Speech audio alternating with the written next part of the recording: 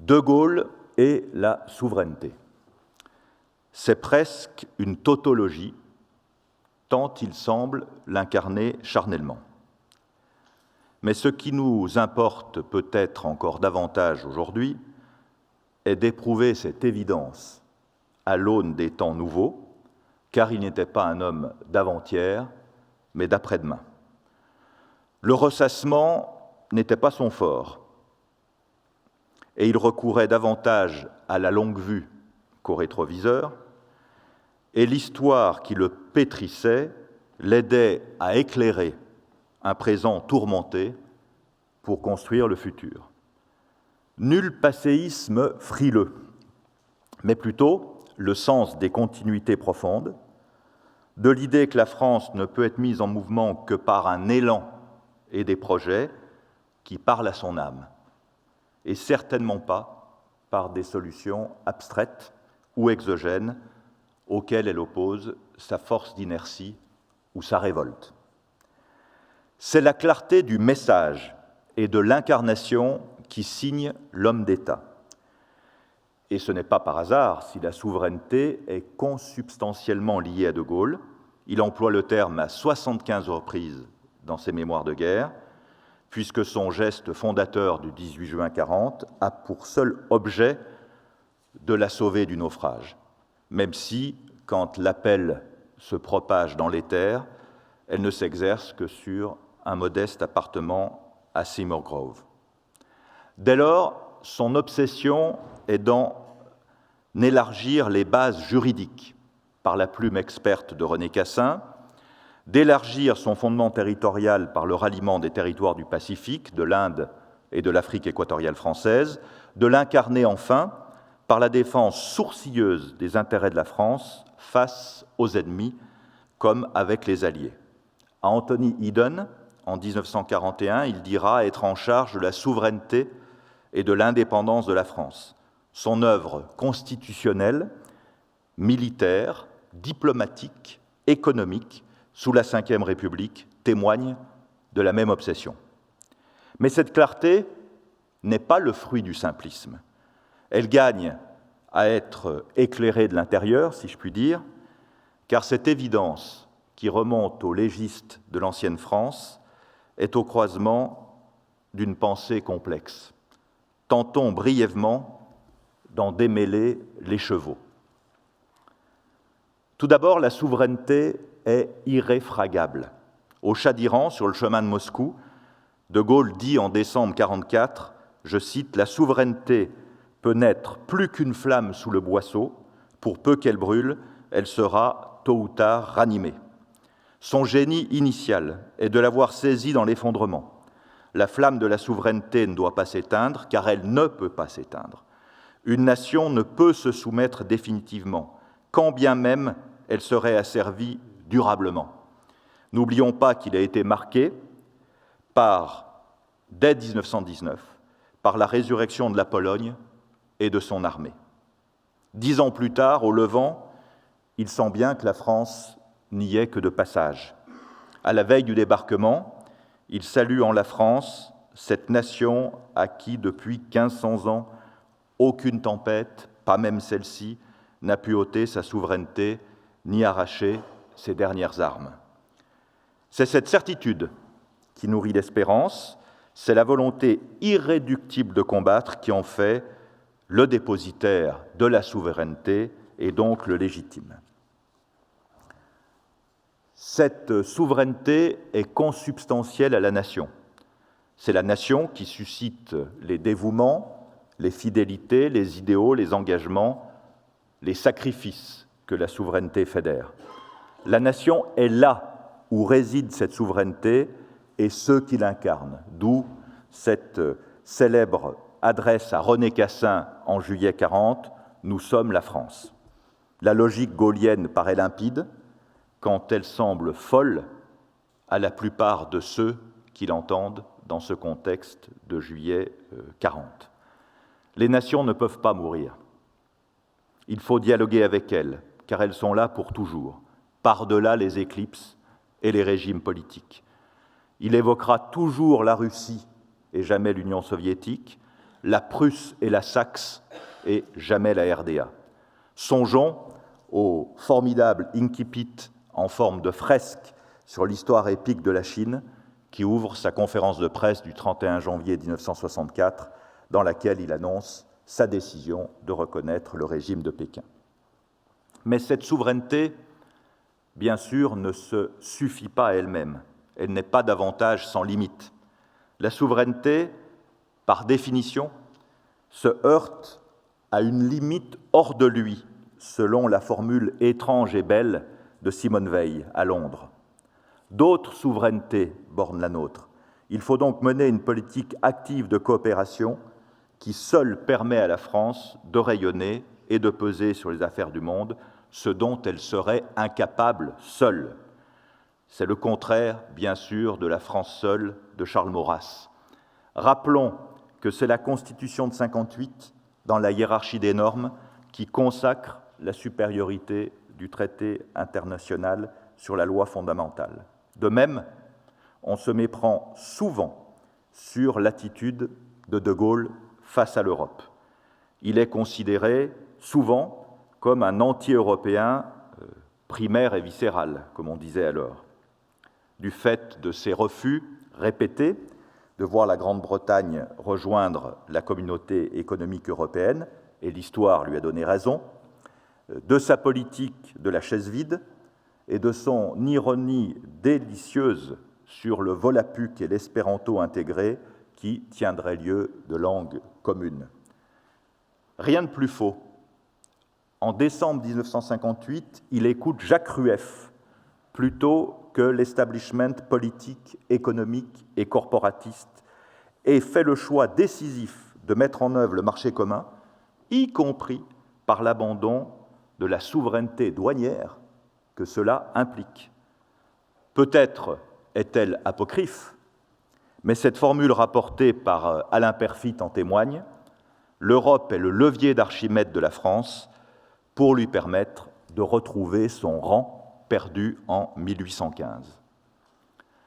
Alors que la décolonisation s'impose, il note « l'ère des continents organisés commence ». Et il affirme la nécessité pour notre pays de porter une mission internationale, faute de quoi il se désintéresserait de lui-même et irait à la dislocation. Et de conclure, face à Adenauer opinant du chef, chaque peuple du monde aurait en fin de compte beaucoup à perdre et rien à gagner à la disparition de la France. C'est pourquoi il distingue cette souveraineté qui est irréfragable et permet l'autonomie de décision de l'indépendance qui est toujours contingente et relative. Il l'exprime clairement le 13 décembre 1959 devant l'Assemblée fédérale du Mali. Je cite « L'indépendance est un terme qui signifie un désir, qui signifie une attitude, qui signifie une intention. Je préfère cependant celui de souveraineté internationale parce qu'il me paraît correspondre mieux aux nécessités de toujours et surtout aux nécessités d'aujourd'hui. Mais le monde étant ce qu'il est, si petit, si étroit, si interférent avec lui-même, que l'indépendance réelle, l'indépendance totale, n'appartient en réalité à personne. Il n'y a pas d'État si grand, si puissant qu'il soit, qui puisse se passer des autres. Dès lors qu'il n'y a pas d'État qui puisse se passer des autres, il n'y a pas de politique possible sans coopération. C'est pour lui une conviction ancienne.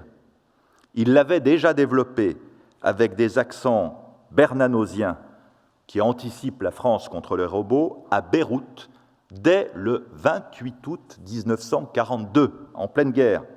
Je cite « Dans un monde que la vitesse des machines, l'osmose des idées ou des intérêts, l'imbrication des facteurs économiques ont rendu si petit, il est clair que l'indépendance ne peut plus désormais avoir le moindre rapport avec l'isolement. Aucun État ne saurait se maintenir, ni a fortiori se développer, sans appui et sans concours. » On sent bien que cette adresse aux jeunes nations africaines vaut évidemment pour la France. Je serais tenté de dire que dans son esprit, l'indépendance, c'est la loi de l'effort. car un pays doit être fort, savoir se réformer sans nier son identité pour peser dans les affaires d'un monde dans lequel il faut inlassablement construire la paix. Rien de rétracté, donc, dans cette souveraineté ouverte qui oblige. 1958, ce n'est pas l'isolement, c'est au contraire le dynamisme au service de l'ouverture. La France ne sort pas du traité de Rome, c'est grâce à elle qu'il entre en vigueur. Elle retrouve son autonomie stratégique, mais elle ne sort pas du traité de l'Atlantique Nord et sera toujours un allié fidèle. Des politiques ambitieuses dans les domaines industriels, énergétiques, militaires, maritimes, chers à notre vice-président Jean-Marie de Deilhan, agricoles, scientifiques, spatiales, dont le soubassement est l'assainissement économique et financier servi par l'audace du plan RUEF et lui donne ainsi les moyens de peser en Europe et dans le monde. Que l'on songe au mémorandum de 1958 proposant un directoire à 3 pour l'OTAN ou au plan Fouchet destiné à doter l'Europe d'une capacité politique propre. Certes, ce serait mentir que de dire qu'il n'y eut que des succès, mais la France, à cette époque-là, était en capacité de proposer, même si sa puissance est bornée dans un monde bipolaire, elle acquiert ainsi une capacité d'emport supérieure à son poids réel. Elle n'est plus ce grand corps blessé que le monde entier regardait tâtonner dans l'ombre, que déplorait Malraux. L'exercice de la souveraineté ne peut reposer que sur l'unité.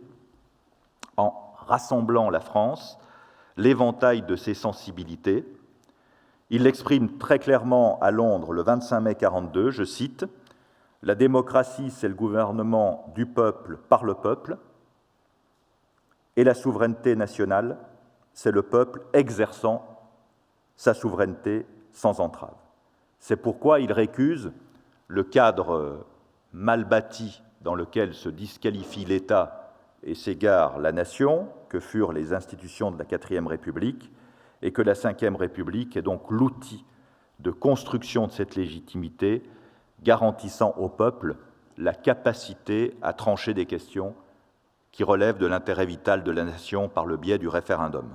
Le président incarne, décide en fonction de la volonté du peuple et se retire s'il est désavoué, comme en 1969.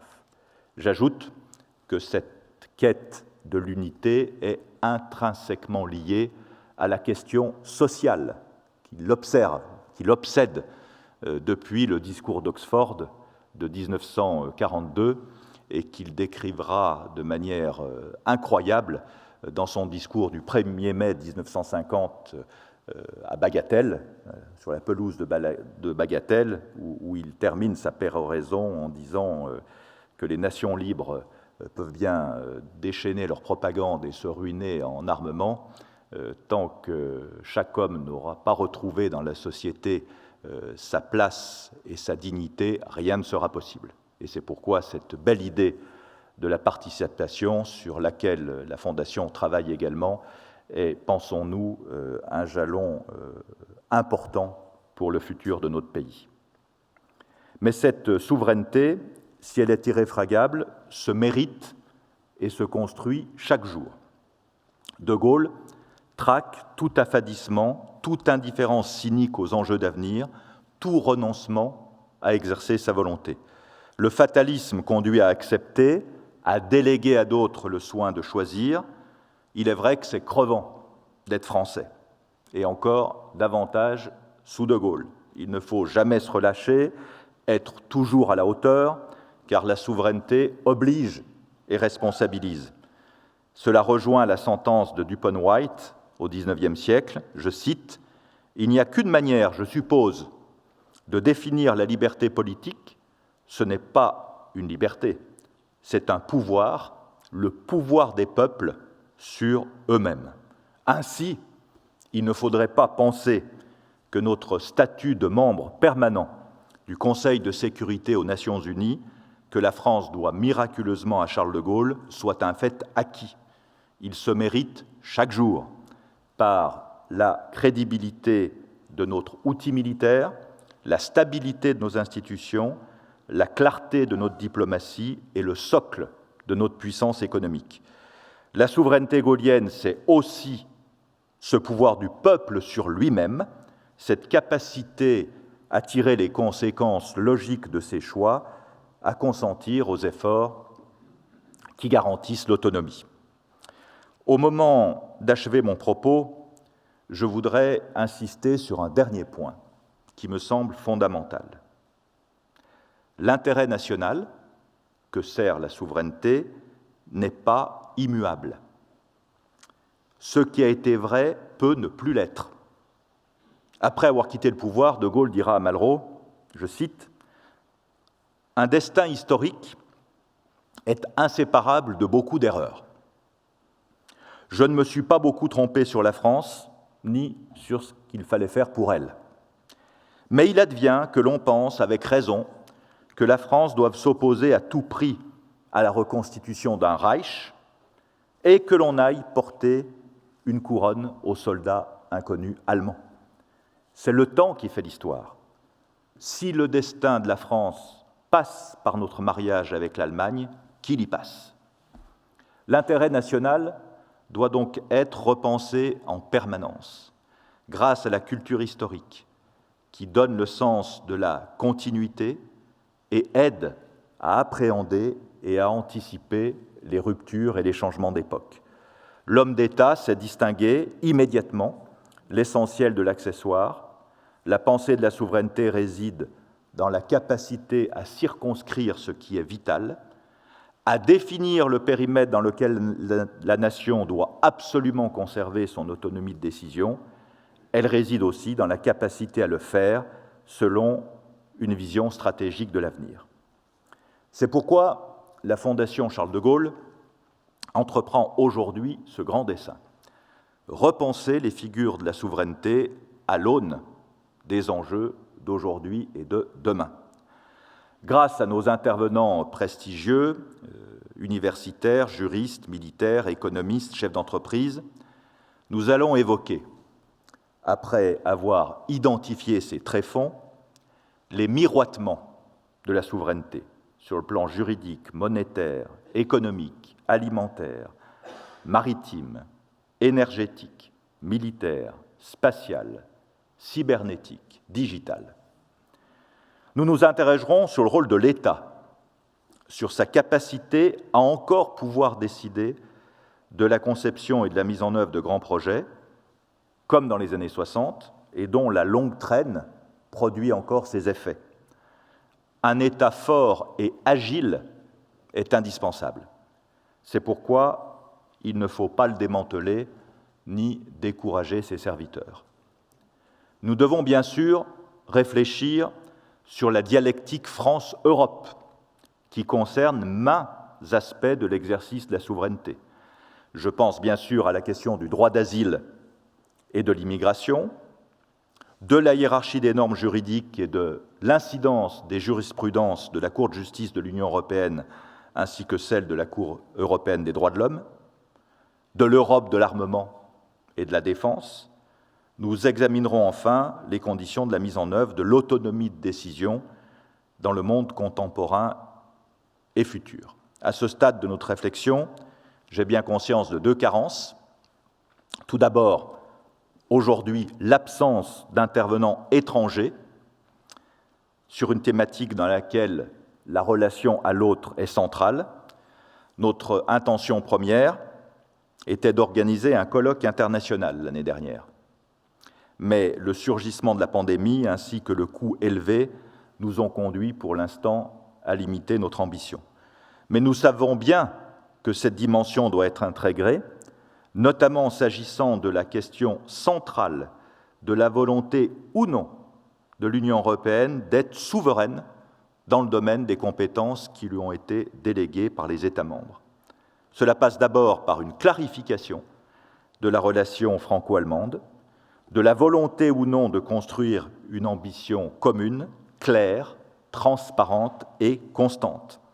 2022 sera l'anniversaire des voyages croisés de Charles de Gaulle et de Konrad Adenauer. De nouveaux exécutifs seront à pied d'œuvre, à Paris comme à Berlin. Je proposerai donc ce thème de travail à nos amis allemands avec qui nous préparons cet anniversaire, dont il faut souhaiter qu'il ne soit pas nostalgique, mais refondateur, car il y a urgence pour éviter le délitement émollient du cap avancé de l'Asie dont parlait Paul Valéry. Par ailleurs, nous ne pourrons évidemment pas traiter dans le détail tous les aspects de ces questions complexes dans le format restreint de cette journée. Considérons donc, cher Xavier Darcos, ce colloque de l'Institut comme l'acte fondateur d'une réflexion plus ample qui devra aboutir à des propositions concrètes, car nous sommes des bâtisseurs d'avenir. Foi en la nation, goût pour l'effort, ouverture, réalisme, vision stratégique, tout dans la vision gaullienne de la souveraineté s'oppose au pessimisme, au renoncement, au fatalisme et au repli sur soi. Pour conclure, me vient à l'esprit ce beau viatique adressé par le commandant de Gaulle aux officiers de Saint-Cyr en 1928, c'est-à-dire bien des années avant qu'il ne s'approche de la boîte noire du pouvoir étatique. Je cite, « Retenez cette leçon. L'histoire n'enseigne pas le fatalisme. Il y a des heures où la volonté de quelques hommes brise le déterminisme et ouvre de nouvelles voies. Quand vous déplorez le mal présent et que vous craindrez le pire, on vous dira que ce sont les lois de l'histoire. Ainsi le veut l'évolution. On vous l'expliquera savamment. Redressez-vous, messieurs, contre cette savante lâcheté. C'est plus qu'une sottise, c'est un péché contre l'esprit. Ayons donc la volonté de repérer ces péchés contre l'esprit, de les réduire et de décider des conduites à tenir pour écrire de nouvelles et belles pages françaises qui seront écrites par une jeunesse qui n'attend que cela, si toutefois on lui fait confiance. Je vous remercie.